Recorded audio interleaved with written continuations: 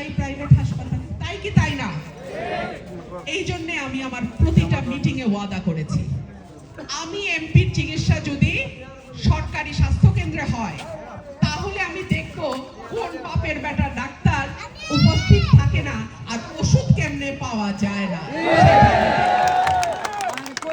আমার প্রিয় ভাইরা, পানিশর সিএনজি স্টেশনে একটা ব্রিজ আপনাদের প্রয়োজন।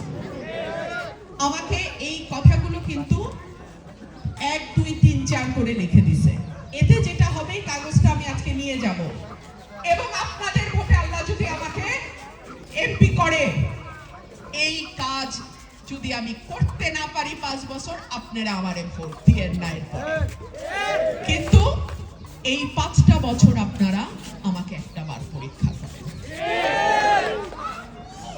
আমার বাবা নাই, ভাই বোন নাই, আত্মীয় স্বজনরা কেউ দেশেও থাকে না, বিদেশে থাকে। সুতরাং আমি এমপি হইলে আত্মীয় লম্বা লাইন লাগবে, এখান থেকে এইটা দাও, ওইখান থেকে ওইটা দাও, ওইখান থেকে এইটা দাও। আল্লাহর রহমতে আমার এরকম কোনো পিছুটার নাই।